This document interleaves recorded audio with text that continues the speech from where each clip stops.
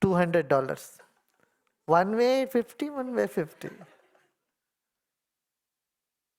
You go to airport to pick up somebody and drop them.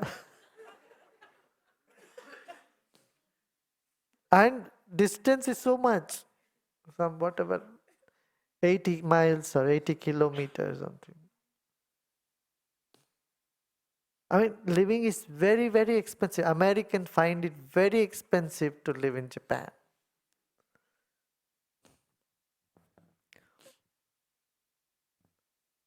GDP is quite high. People earn money, but no happiness. I mean, it's not just Japan. Many countries in the world today are in this syndrome.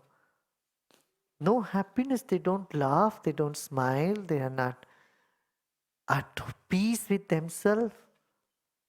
We need to create a wave of happiness, and that is possible only through wisdom, only through knowledge, only through expanding one's vision about life.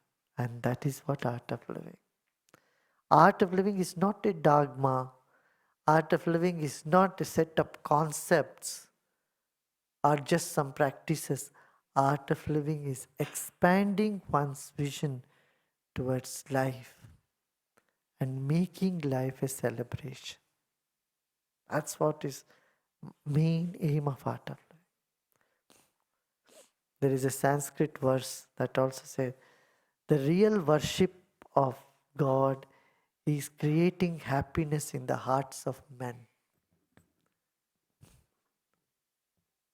Yena kena prakarena yasya kasyapi dehina santosham janayet pragya. A wise man kindles happiness in the hearts of people. That is the real worship of the divine. Tadeveshwara pujanam. What wisdom, what nice words have said in the past, That's why this timeless wisdom, it's ancient, timeless. We don't know who wrote it, when they wrote it, but they didn't even put their signature. Oh, it's mine. No, they didn't. But they gave these gems for life. That is art of living, honoring the ancient tradition and looking at the modern science in the future. Taking both of this together. Science and spirituality are never in conflict. They go together. That is, religion and science have been in conflict a long time. But spirituality, the experiential part, no. That's why I say we should look in a scientific mind and an ancient heart. A new mind and a loving heart. We need this. Don't you think so? How many of you say yes?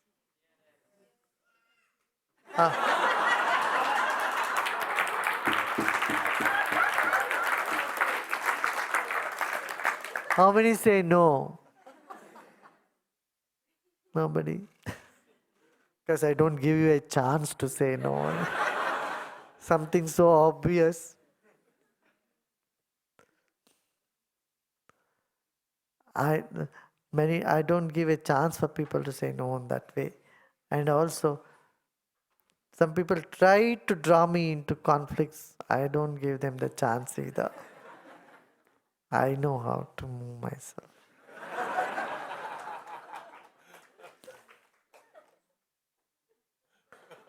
They try to pull me into some sort of conflict.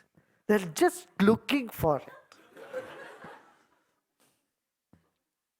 You must have heard recently in India, I was inaugurating, and some organization had invited me for their Silver Jubilee celebration.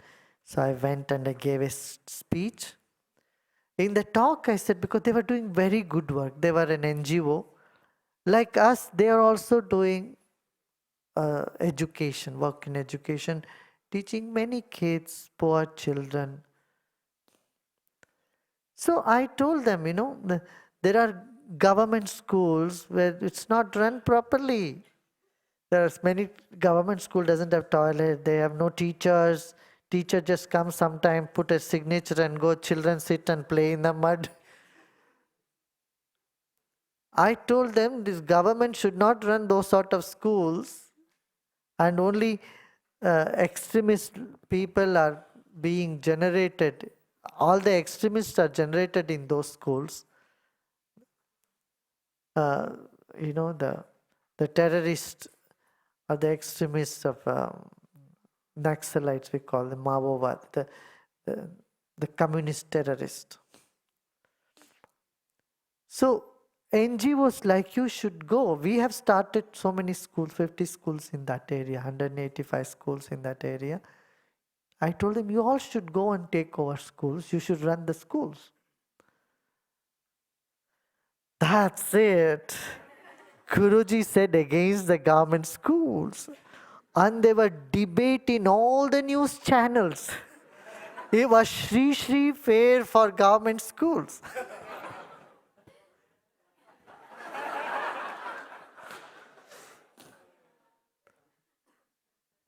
So our people, in 30 years of art of living, we never had any controversy. It's the first controversy. So and every politician in India commented on it. So, no, I studied in a government school. Another person says, no, I studied. He cannot say that. Government schools are okay. So I told our people, just let it happen. Just keep quiet. All the good work we did was not in news. But this one sentence I said, the government schools are not running properly, and government should not run those schools which they cannot run well. The 6 schools, the NGOs should take over. Oh. Because they're waiting for something to say. Our people were nervous. Oh, what to do, what to do. I said, no, let it be. So what? Some controversy. But then our people were invited on the debate. They went and said everything very clearly. See what is happening.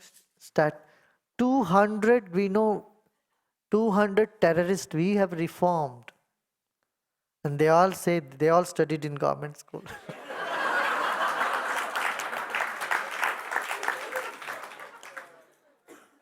They've given in writing. And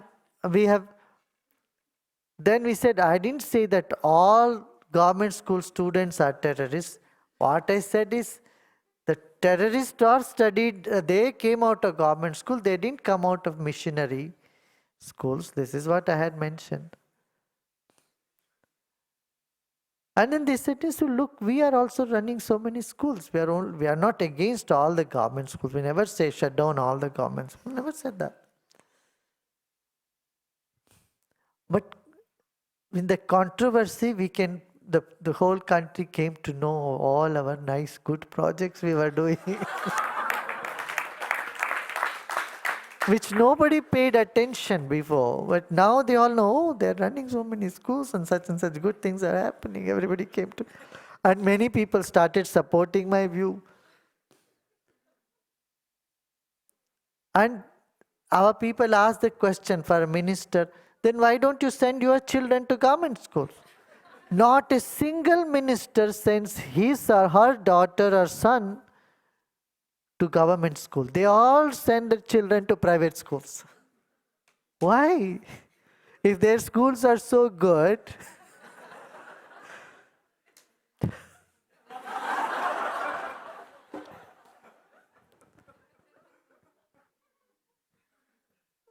our panelist in the panel, one of our teacher went and asked the question, why don't you send your children to government school then? It's so good.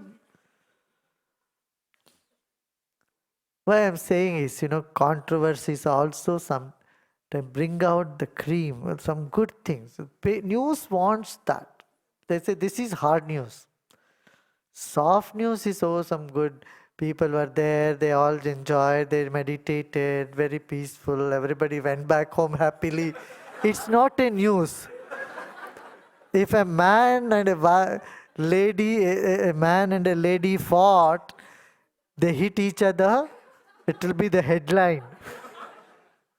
Oh, they were coming out of meditation group and this man beat his wife. Or the wife beat his husband.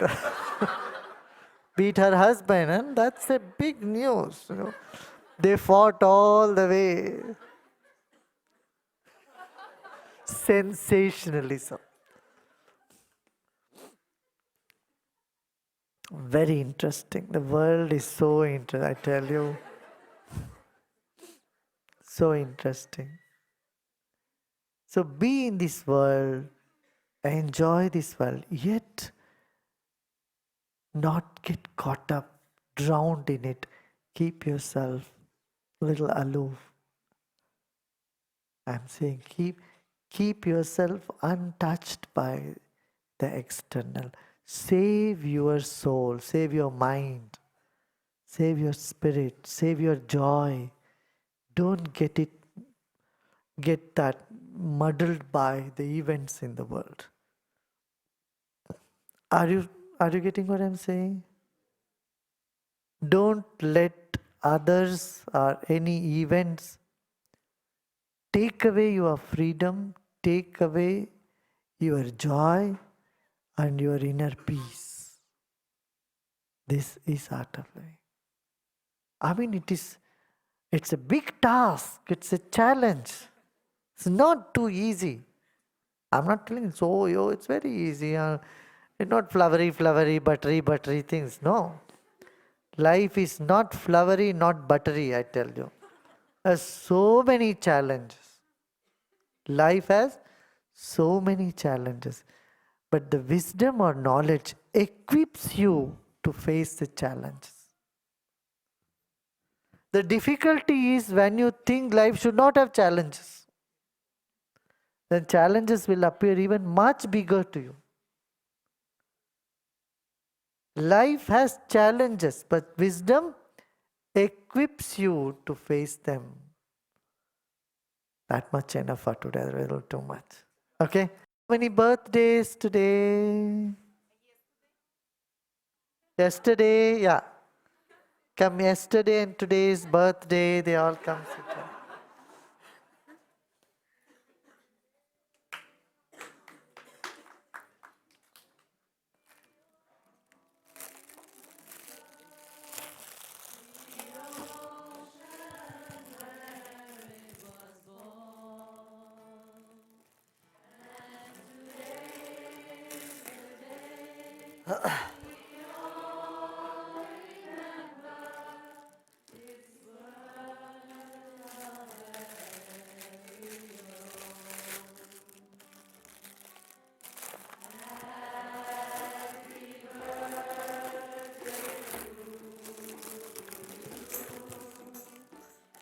Anniversary? Birthday.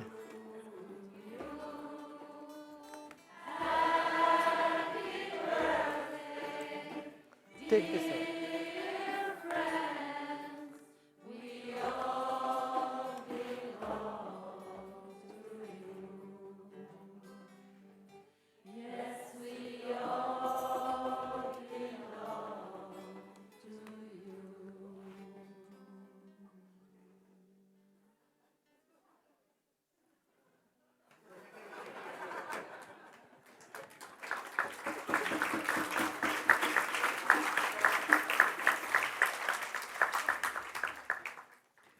जी जी राधा रमन हरि बोल।